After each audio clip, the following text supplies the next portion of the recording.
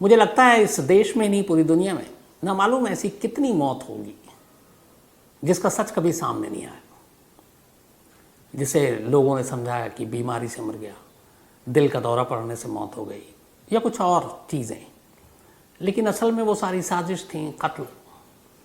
कुछ खुशनसीब लोग थे, हालांकि मरने के बाद उनको खुशनसीब भी क्या बोलूँ, लेकिन फिर भी उनके कत्ल का सच सामने आ गया, उनकी मौत का सच सामने आ गया। लेकिन उन बदनसीबों का क्या जो मर भी गए और उनकी मौत की पहली मौत का राज हमेशा के लिए राज ही बना रहा। ये कभी पता ही नहीं चला कि उनकी मौत की असली वजह क्या है। न मालूम ऐसे कितने कत्ल होंगे, इनकी तादाद सैकड़ों हज़ारों में से भी ज़्यादा होंगी, जिनका कत्ल हुआ लेकिन पता ही नहीं चला कि ये कत्ल था। घर वालों ने भी सब्र कर लिया, लास्ट राइट्स भी हो गए, अंतिम संस्कार भी हो गया, सब कुछ हो गया, और दुनिया को, कानून को, पुलिस को कभी एहसास ही नहीं हुआ। और बहुत सारे ऐसे केस हैं जो लगभग बंद हो गए, लगभग ये हो गया कि इसमें कोई साजिश नहीं है, लेकिन किस्मत से वो केस खुला और पता चला कि जिसे अब तक एक नॉर्मल मौत मान रहे थे, बीमारी मान रहे थे, वो असल में उसके पीछे गहरी साजिश थी और ये कत्ल था। आज की कहानी ऐसी ही मौतों की कहानी है, जिसे एक वक्त में ये लगा कि ये आम मौत है, लेकिन जब सच्चाई सामने आई तो सभी चौंक उठे। तो जैसा मैं कह रहा था, आज की जो कहानी है, कई बार मौत की सच्चाई देर से आती है, कई बार आती ही नहीं है।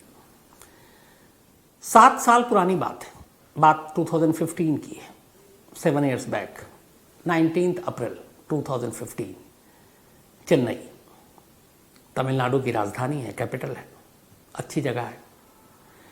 इस चेन्नई में एक जगह है जिसका नाम है 1000 लाइट्स रोड, 1000 बत्तियों वाली सड़क। गुलजार रहती है ये सड़क हमेशा, और अपने नाम के हिसाब से यहाँ चहल पहल। और ये जो इलाका है, ये 1000 लाइट्स रोड, ये ख़ास तौर पर अपने कपड़ों के लिए मशहूर है। यहाँ पे अलग अलग तमाम ब्रांड्स के कपड़े मिलते हैं और लोग कपड़ों की ख़रीदारी के लिए जाते हैं, तो एक शॉपिंग का बहुत बड़ा हब है यहाँ पर। तो इसी 1000 लाइट्स रोड पर 19 अप्रैल 2015 की शाम एक शख्स पैदल चल रहा है। पैदल चलते चलते वो अचानक ही बेहोश हो जाता है और सड़क पे ही गिर पड़ता है। कुछ लोग देखते हैं, करीब आते हैं, देखते बेहोश है। खैर, उसके बाद उसे हॉस्पिटल ले जाया जाता है, लेकिन थोड़ी देर के बाद उस शख्स की मौत हो जाती है। उस शख्स के बारे में फिर छानबीन की जाती है तो पता चला कि उसका नाम जो है जॉन फिलोमेनन, ये चेन्नई का ही रहने वाला जॉन, और ये उसकी मौत थी। अब डॉक्टर के पास ले गए थे, बाकी चीज़ें थी, तो यही हुआ जो एक निचोड़ निकला, एक नतीजा निकला कि जॉन को अचानक दिल का दौरा पड़ा और उसकी मौत हो गई। उसके बाद उसका अंतिम संस्कार हो गया, घर वालों ने भी सब्र कर लिया, बात आई गई हो गई। महीना बीत गया, 9 अप्रैल 2015 को जॉन की मौत हुई थी। अब तारीख आ गई 17 मई 2015, 17 मई 2015, जॉन की मौत के 1 महीने बाद।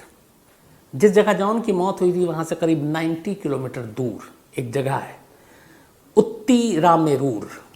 इस उत्तीरामेरूर में एक शख्स जिसका नाम श्रीधर था, वो भी सड़क पर चल रहा था। चलते चलते अचानक वो गिर गया।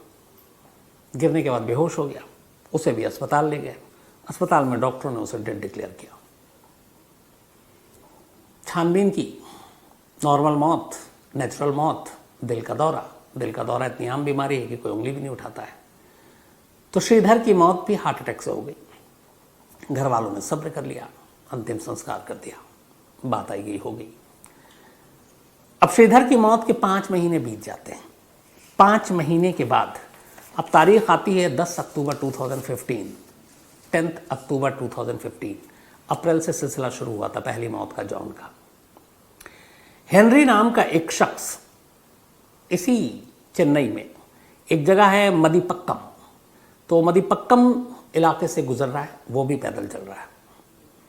चलते चलते वो अचानक सड़क पे गिर पड़ता है। अस्पताल ले जाते हैं लोग, अस्पताल में डॉक्टर उसे भी मुर्दा करार देते हैं। बात वही कि और तो कोई बीमारी थी नहीं, अचानक दिल का दौरा पड़ा और हेनरी की मौत हो गई। डॉक्टरों ने कहा, घर वालों ने सब्र किया, हेनरी के लिए अंतिम संस्कार हो गया। अब ये तीनों जो मौत हुई सड़क पे चलते हुए, इन तीनों में ऐसी कोई चीज़ नहीं थी जो पुलिस के भी कान खड़े करे। तीनों का जुरिस्डिक्शन भी अलग था, फासले भी थे। पहली मौत से दूसरे मौत का फासला 90 किलोमीटर, दूसरी से तीसरी का करीब 60 किलोमीटर। तीनों का आपस में कोई रिश्ता नहीं, तीनों एक दूसरे को जानने वाले नहीं, कोई लिंक एस्टैब्लिश नहीं हो रहा है। तीनों अलग अलग पुलिस स्टेशन। पुलिस ने भी इतनी जहमत नहीं उठाई कि इन कड़ियों को जोड़े। और फिर ये लगा कि एक नॉर्मल सामान्य मौत है, सड़क पर चल रहा, अचानक दिल का दौरा पड़ा। डॉक्टरों ने भी कहा और लाश हवाले कर दिया घर वालों ने अंतिम संस्कार कर दिया। 3 मौत हो गई, किसी को भनक नहीं मिली, परिवार ने भी सब्र कर लिया और ये मौत एकदम खामोशी के साथ। 2 साल बीतते हैं। 2017 9 जनवरी, अब शहर बदल गया है, चेन्नई से दिल्ली। दिल्ली के सदर बाजार एशिया का सबसे बड़ा होलसेल मार्केट है, सस्ता मिलता है वहाँ सामान। सदर बाजार में एक शख्स रवि कुमार जिसका नाम, वो चल रहा है। अचानक चलते चलते उसके गर्दन पे कुछ चुभता है, वो भी गिर जाता है। बाद में उसकी भी मौत हो जाती है। चेन्नई के इन 3 मौत के 2 साल के बाद की ये दिल्ली की कहानी है। तो दिल्ली की कहानी को अब हम साइड में रखते हैं। तो चेन्नई में 3 मौत हो चुकी। अप्रैल से शुरू हुआ और अक्टूबर 2015 तक, अक्टूबर 2015, अप्रैल 2015 में पहला हुआ दिन, मई में दूसरा और अक्टूबर में तीसरा। तीनों को लेके कोई शोर शराबा नहीं, पुलिस को भी कोई उलझन नहीं, पुलिस को भी कोई शक नहीं। अब इन मौत को भुला दिया गया तीनों को। तीनों के घर वाले भी अपना सब्र करके बैठ गए कि ऊपर वाले की मर्जी, तीनों की मौत हो गई। तीनों के परिवार यही सोच रहे हैं। इस दौरान में अब 1 साल बीत जाता है। अप्रैल 2016 का महीना आ जाता है।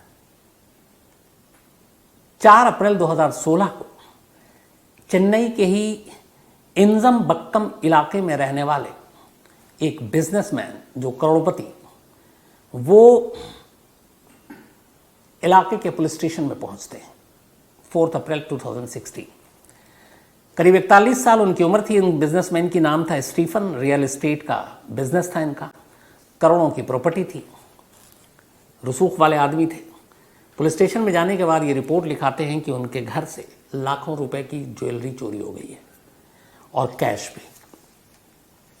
अब एक बड़े आदमी बिजनेसमैन का मामला चोरी का, पुलिस भी फौरन हरकत में आती है। पुलिस एफआईआर लिखती है, तफ्तीश शुरू होती है, पुलिस जांच करती है। सबसे पहले घर के आसपास के सीसीटीवी फुटेज को खंगालती है और सीसीटीवी फुटेज से चोर तक पुलिस बहुत आसानी से पहुंच जाती है। इस एरिया में लगे सीसीटीवी फुटेज में पुलिस को 3 ऐसे संदिग्ध चेहरे दिखाई देते हैं जिनको देखकर जो स्टीफन बिजनेसमैन है वो भी पहचान जाते हैं और कहते हैं कि हाँ, और जिस वक्त चोरी हुई उसी वक्त की ये तस्वीरें थी। अब पुलिस इन तीनों को उठा लेती है। इन तीनों में से 2 तो वो था जो स्टीफन का पुराना ड्राइवर था, एक बालाजी और दूसरा गुरग आनंदम, और तीसरा था सतीश। अब जो बालाजी और गुरग आनंदम, ये दोनों स्टीफन के पुराने ड्राइवर थे। जो सतीश था ये इंजीनियर था, लेकिन स्टीफन का जानकार था पुराना। अब इन तीनों को जब पुलिस ने उठाया, इनसे पूछताछ की, तो आखिरकार इन्होंने चोरी की बात कबूल कर ली। चोरी की बात कबूल की, इसके बाद पुलिस इनके घर पे दबिश डालती है। लेकिन जब दबिश डालती है तो बाकी दोनों ड्राइवर के घर से तो कुछ नहीं मिलता, लेकिन इंजीनियर सतीश के घर से इन चोरी के माल के साथ साथ 2 ऐसी चीज़ें बरामद होती हैं जिससे पुलिस चौंक उठती है। एक 9mm के 2 पिस्टल और दूसरा करीब 1 किलो पोटेशियम साइनाइड, एक जहर। अब 9mm का जो पिस्टल है वो हमारे यहाँ इलीगल है, आम आदमी कोई भी सिविलियन नहीं रख सकता। 9mm का पिस्टल सिर्फ फोर्सेस इस्तेमाल करती हैं, खासतौर पर पुलिस। अब 9mm का पिस्टल रखना ही अपने आप में जुर्म है, और 2 9mm का पिस्टल सतीश अपने घर में क्यों रखा है और इतनी मात्रा में 1 किलो जहर उसने क्यों रखा है। अब पुलिस के कान खड़े हुए। पुलिस ने कहा कि इस सतीश का सिर्फ चोरी से कोई मामला नहीं है, बल्कि इसके पीछे कुछ और भी मामला है। पुलिस ने उससे पूछा, सतीश ने बोला कि नहीं, ये तो बस मैंने यूं ही रखा, पिस्टल मेरी सुरक्षा के लिए है, जहर पहले का पड़ा हुआ था, कुछ ज्वेलरी को साफ करने के लिए, साफ सफाई में भी यूज़ होता है, उसके लिए। उसने पुलिस के सामने मुंह नहीं खोली। लेकिन उस वक्त वहाँ की पुलिस को शक हुआ कि मामला कुछ और है, ये सिर्फ चोरी तक बात नहीं है। अब पुलिस ने गुपचुप तरीके से सतीश के बारे में तफ्तीश शुरू की। सतीश की पूरी कुंडली खंगाली। पता चला कि सतीश की एक बीवी है और 2 गर्लफ्रेंड। अब सतीश की जो बीवी थी सतीश का पूरा नाम था स्टीफन सतीश, उसका नाम था मैरी रोजलीन। पता चला कि मैरी में और सतीश में अक्सर अनबन रहती थी, झगड़ा होता था। बात इस कदर बिगड़ी झगड़े में कि 2015 में मैरी रोजलीन अपने भाई के साथ जाकर पुलिस स्टेशन में रिपोर्ट लिखा दी सतीश के खिलाफ, मारपीट का और सब कुछ। अब मैरी रोजलीन का भाई और सतीश के साले का नाम था जॉन फिलोमेनन, वही जॉन फिलोमेनन जिसकी अप्रैल में पहली लाश मिली थी 1000 लाइट्स रोड के पास। अचानक गिरकर उसकी मौत हो गई और फिर दिल का दौरा कहा गया और मर गया। अब जैसे ही पुलिस ये जांच कर रही है और इस तफ्तीश में फिलोमेनन का नाम आया तो पुलिस के कान खड़े हो गए। उन्होंने अब चेन्नई के सारे रिकॉर्ड्स निकालने शुरू किए। फिर मैरी रोजलीन से बातचीत की, सतीश की पत्नी से, तो उसने बताया हमारे भाई की मौत ऐसे से हो गई थी, लेकिन दिल का दौरा बताया था। तो पुलिस ने जब उसकी रिपोर्ट निकाली तो पढ़ करके हाँ ये तो दिल का दौरा है, पुलिस को कुछ डाउट हुआ।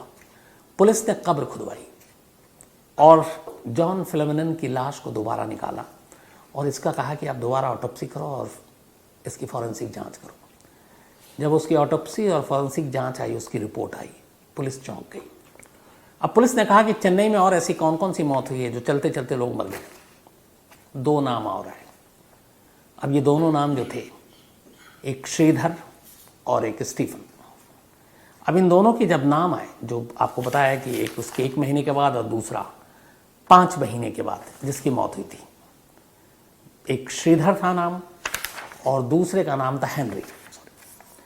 तो अब श्रीधर और हेनरी के भी नाम आया कि इनकी भी सड़क पर चलते चलते मौत हो गई। अब ये हुआ कि जॉन फिलोमेनन का तो रिश्ता इसके साथ जुड़ गया सतीश का कि साला है, ये दोनों कौन है।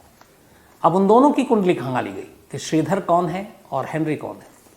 तो पता चला कि सतीश की बीवी के अलावा जो 2 गर्लफ्रेंड हैं, उन दोनों गर्लफ्रेंड के पति का नाम है श्रीधर और हेनरी। अब पहली बार रिश्ता 3 मौत का एक साथ जुड़ा। अब इधर जो पोस्टमार्टम और ऑटोप्सी रिपोर्ट आई, उसमें ये कहा गया कि इसकी मौत हार्ट अटैक से नहीं बल्कि पॉइजन से हुई है, जहर से। लेकिन उस जहर की वजह से ये ऐसा हुआ लगा कि दिल का दौरा पड़ा है। अब पुलिस हैरान, इन 3 कत्ल में कहीं भी कत्ल की वजह क्लियर नहीं है, कत्ल का तरीका। तीनों, चाहे वो हेनरी हो, श्रीधर हो या फिर जॉन फिलोमेनन हो, ये तीनों जब मरे तब ये सड़क पर पैदल चल रहे थे और चलते चलते अचानक गिरे, बेहोश हो गया, हॉस्पिटल ले जाया गया। डॉक्टरों ने उन्हें मुर्दा करार दिया। न गोली मारी गई, न चाकू मारा गया, न किसी ने उनको कुछ खाने पीने को दिया, बस अपने आप चले और गिरे और मर गए। अब लेकिन इन तीनों का रिश्ता जो है इस चोर सतीश से मैच कर गया, 1 साला और 2 उसकी गर्लफ्रेंड के पति। अब पुलिस ने सख्ती से सतीश से पूछताछ की और इसके बाद उसने मुंह खोला और फिर पूरी कहानी उगली। उसने बताया कि उसकी पत्नी से जब झगड़ा हुआ और उसका साला और पत्नी पुलिस स्टेशन में गए तो उसने तय कर लिया था कि वो अपने साले फिलोमेनन को मार डालेगा। लेकिन कैसे मारे, इसके लिए उसने बड़ी रिसर्च की। उसने कहा कि चूंकि पुलिस में ऑलरेडी रिपोर्ट दर्ज हो चुकी है, अगर साले को कुछ होता है तो पहला शक वही उसी पे आएगा। तो ऐसे मारना चाहता था कि किसी भी कीमत पर उसकी तरफ शक ना हो, और दूसरा उसकी मौत कभी कत्ल लगे ही नहीं, मौत एक नेचुरल सामान्य मौत लगे। अब ऐसा कैसे हो सकता है? इसी के बाद उसने रिसर्च करना शुरू किया। रिसर्च करते करते इधर उधर आखिरकार उसे एक केस पे उसकी एक नज़र पड़ी, और ये केस एक अम्ब्रेला मर्डर केस की कहानी थी, जो रियल स्टोरी थी, जो लंदन में हुई थी। और लंदन में जो कुछ हुआ ये इंटरनेट पे उसने सब कुछ खंगाला, देखा, इस पे फिल्म भी बनी थी, डॉक्यूमेंट्री भी बनी थी। तब उसकी नज़र एक कहानी पर पड़ी, सतीश की, और ये एक सच्ची घटना पर एक डॉक्यूमेंट्री बनी थी, उसने उसको देखी। 1978 की ये कहानी थी। कहानी ये थी कि बुल्गारिया के एक राइटर, एक जर्नलिस्ट जॉर्जी मार्कोव, जो बीबीसी के लिए रिपोर्टिंग भी करते थे, जॉर्जी मार्कोव की मौत हुई थी और वो मौत का तरीका बड़ा अजीब था। जॉर्जी मार्कोव बीबीसी में पत्रकार थे और लंदन में उनका कत्ल हुआ था। एक दिन वो बस में जा रहे थे। बस में जब वो बैठे थे तो अचानक एक शख्स छाता लेकर बस में दाखिल होता है और अचानक उसका बैलेंस बिगड़ जाता है। छाता उसकी जांघ पर आकर गिरता है। जांघ पे मार्कोव को कुछ चुभन सी महसूस होती है। वो शख्स उससे सॉरी बोलता है।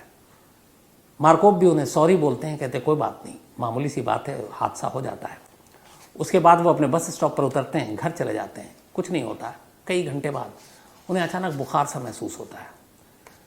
3 दिन में उनको बहुत तेज़ी से बुखार चढ़ता है और तीसरे दिन मार्कोव की मौत हो जाती है। मौत के बाद जब पोस्टमार्टम होता है तो डॉक्टर कहते हैं कि मार्कोव की मौत दिल का दौरा या बुखार या बीमारी से नहीं हुई है, बल्कि रिसिक नाम के एक पॉइजन से हुई है, जो रूस की खुफिया एजेंसी केजीबी अपने दुश्मनों को मारने के लिए इस्तेमाल करती है और केजीबी ने ही इसका ईजाद किया था। तो उसने क्या करती थी, ऐसे कई केस हुए, ऐसे लोगों को मारा गया। छाती के जो अगला हिस्सा होता है नुकीला, उसमें ये इस जहर को लगा देते हैं और जिसे मारना हो उसे बस हल्का सा चुभो देते हैं। अब छाता लेकर चलना बड़ा आसान है, आपको किसी पे शक भी नहीं होगा, ना आप गोली मार रहे हैं ना चाकू मार रहे हैं। अब चलते चलते आप किसी से टकरा गए, हल्की से उसको चुभन दे दिया आपने, वो जहर उसकी बॉडी में, और वो उसी वक्त नहीं मरेगा, थोड़ा टाइम लेगा। जब तक उसकी मौत होगी तब तक आप उससे बहुत दूर जा चुके होंगे।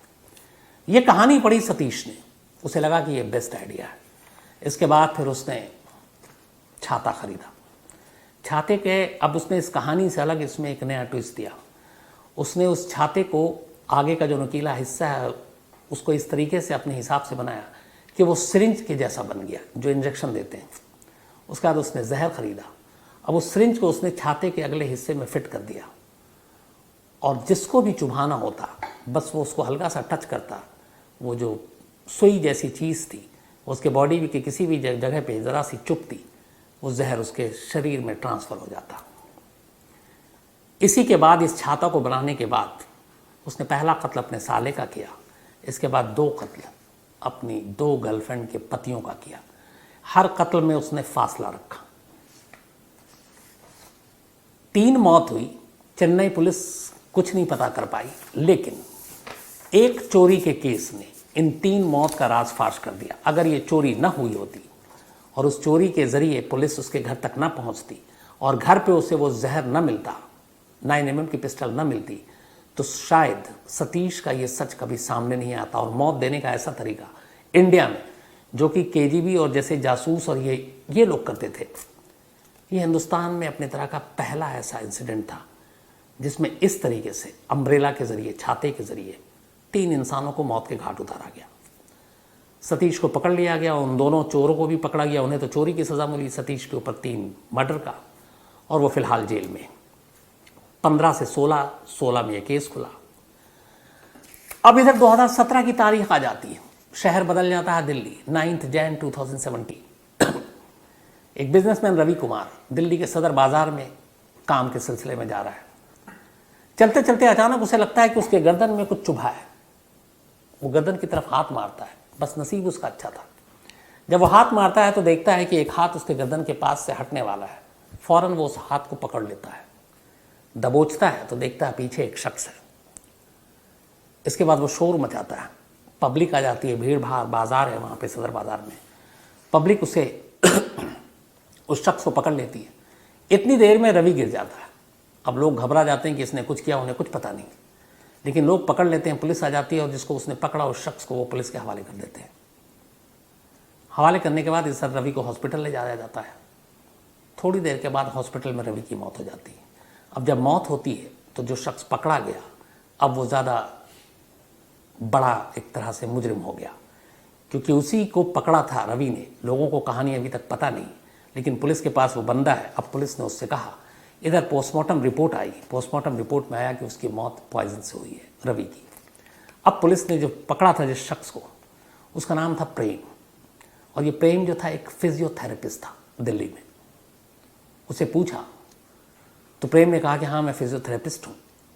तो उसने कहा तुमने क्यों मारा रवि को? उसने कहा मेरी रवि से कोई दुश्मनी नहीं है, मैं रवि जो उसकी पत्नी है उसका पड़ोसी हूँ, इन दोनों के पड़ोस में रहता हूँ, लेकिन मेरी कोई दुश्मनी नहीं है।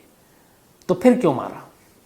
तब उसने बताया डॉक्टर रवि ने कि असल में मैंने ये नहीं मारा, एक और शख्स है जो जिम ट्रेनर है जिसका नाम है अनीश यादव, मुझे उसने ये काम दिया था और मैंने उसके कहने पर मारा। अब पुलिस अनीश यादव को उठाती है, जिम ट्रेनर को, पूछती है कि भाई तुमने इसको जहर देके इससे क्यों मरवाया, एक फिजियोथेरेपिस्ट से। तब वो कहानी सुनाता है। पता चला कि जिस रवि कुमार को इन लोगों ने मारा उसकी इस फिजियोथेरेपिस्ट से कोई दुश्मनी नहीं थी, अनीश की थी। रवि कुमार की जिस लड़की से शादी हुई उस लड़की से अनीश कुमार जिम ट्रेनर प्यार करता था।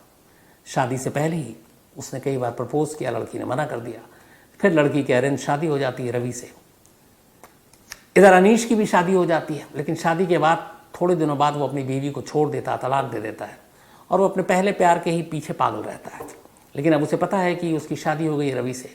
अब उसके दिमाग में ख्याल आता है कि अगर रवि को रास्ते से हटा दे तो शायद उसे उसका पुराना प्यार वापस मिल सकता है, वो फिर से शादी कर सकता है। और बस इसी सोच के साथ अब वो सोचने लगा कि कैसे कत्ल करूँ। ठीक चेन्नई की तरह उसने बहुत रिसर्च किया। रिसर्च करने के बाद इत्तेफाक से या बदकिस्मती से अनीश को भी वही डॉक्यूमेंट्री दिखाई दी, वही 78 के BBC के जर्नलिस्ट की मौत की कहानी पढ़ी और लगा कि इससे बेस्ट कुछ नहीं है। और फिर उसने जहर ख़रीदा और उसने एक सिरिंज में लिया और बस वो चुभोना था। उसे पता था कि ये फिजियोथेरेपिस्ट ये काम बेहतर तरीके से कर सकता है। फिजियोथेरेपिस्ट को भरोसे में लिया और उसे एक हल्की सी वो सिरिंज दी और बोला बस वो सड़क पे जब चल रहा हो तो चुभा के निकल जाना। गलती उससे ये हुई कि जब उसने चुभाया तो ऐसी जगह पे चुभाया कि उसका हाथ अचानक, इत्तफाकन आदमी को जब कहीं दर्द या चोट लगती है तो अचानक हाथ उसी तरफ जाता है, लेकिन उस हाथ वो उसकी उस दर्द और चोट की तरफ उसने फेंका था, लेकिन गलती से कातिल का हाथ उसके हाथ में आ गया और वो पकड़ा गया। अगर वो न पकड़ा जाता तो शायद रवि की मौत भी दिल का दौरा बताकर केस बंद हो जाता, लेकिन वो रंगे हाथों पकड़ा गया, इसलिए ये केस खुल गया। तो ये 4 इंसिडेंट हैं इस देश में जो अम्ब्रेला किलिंग या फिर इस तरीके की किलिंग जो पहले के ज़माने में जासूस इस्तेमाल किया करते थे। इसकी वजह थी कि ऐसी जगहों पे जिन लोगों को मारना जहाँ खतरा है, जहाँ आप चाकू नहीं ले आ सकते, जहाँ आप बॉम्ब नहीं ले आ सकते, जहाँ आप रिवॉल्वर नहीं ले आ सकते, और दूसरा कि शक ना हो, क्योंकि कई बार 2 देशों के बीच के संबंध बीच में आ जाते हैं, आप शक के घेरे में आ जाते हैं। तो भीड़ भाड़ वाली जगहों पे, सड़कों पे कोई चल रहा है और अचानक गिर जाए तो किसी को शक नहीं होता, जब तक उसकी मौत हो तब तक तो आप बहुत दूर निकल जाते हैं। तो ये वो लोग इस्तेमाल किया करते थे और ये KGB की देन थी इस तरीके से मौत देने की। लेकिन दूसरे लोग भी इसे कॉपी करके और इस तरीके से कत्ल करने की सोचे, ये अपने आप में हैरान करने वाली बात थी। देश में ये जो 4 है, चेन्नई के 3 और दिल्ली के 1, ये 4 ही मिसाल हैं इस तरीके से जो अलग तरीके से मौत दी गई और कत्ल किया गया। तो उम्मीद है आपको ये कहानी और इसकी जानकारी ठीक ठाक लगी होगी। अगर इस बारे में कोई और जानकारी हो तो आप ज़रूर मुझसे शेयर कीजिएगा। लेकिन आज कहानी में इतना ही।